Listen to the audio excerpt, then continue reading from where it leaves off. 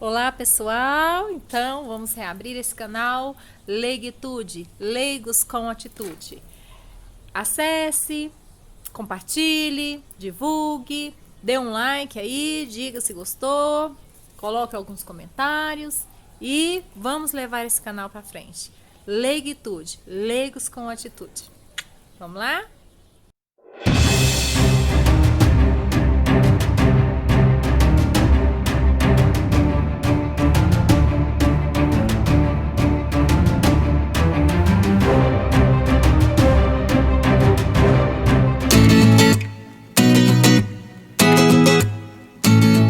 Então, 2022, nos aguarde.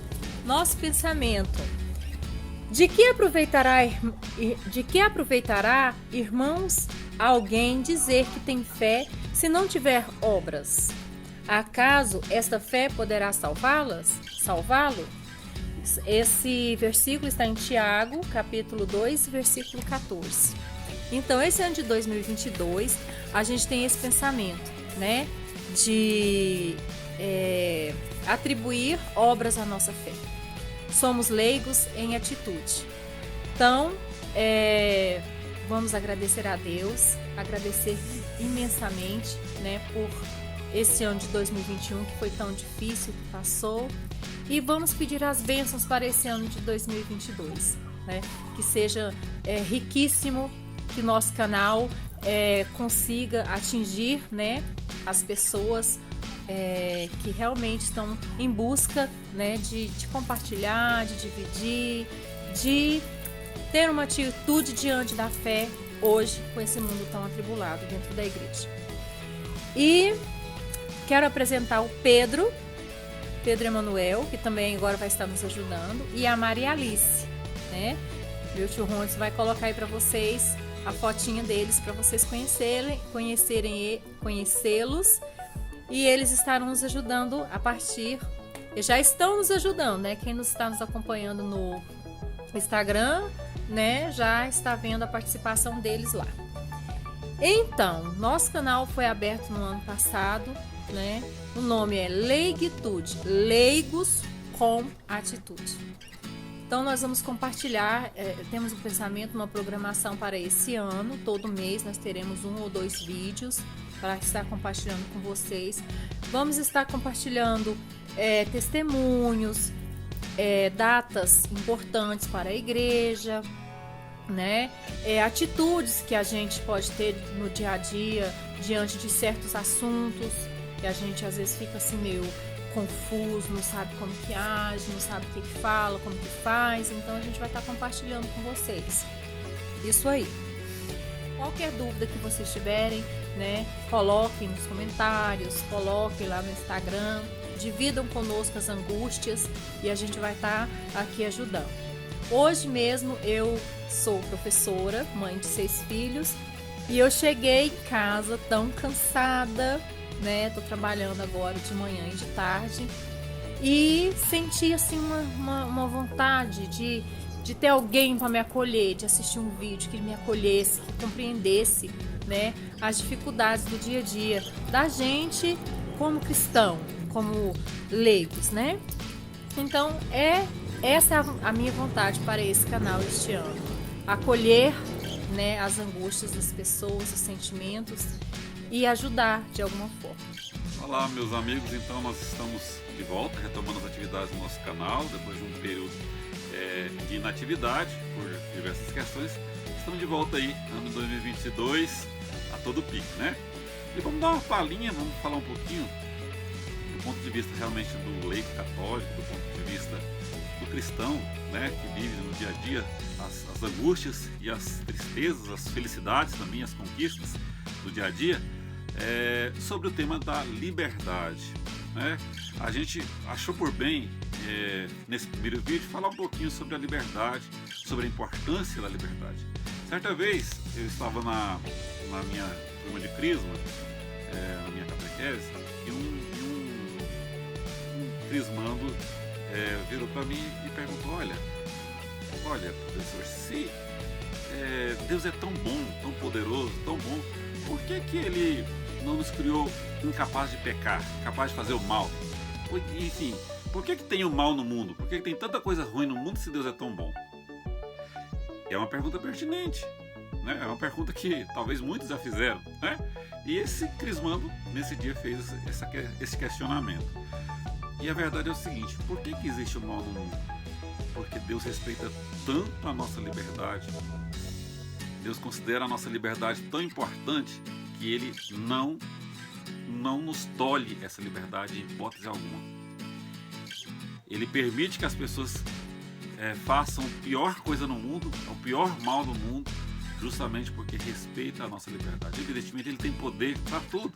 Ele poderia nos ter criado com um código, né, como os robozinhos, que só fizesse a sua vontade.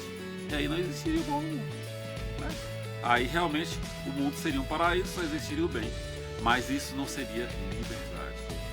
Nós não faríamos aquilo que é nosso próprio. Nós simplesmente obedeceríamos a esse código, como os animais, que têm o seu instinto e agem sempre conforme esse instinto, né?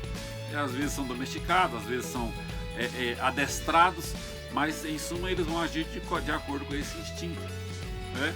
Que foi realmente colocado por Deus. Mas nós somos criaturas livres. Deus nos criou dotados de vontade livre e inteligência, né?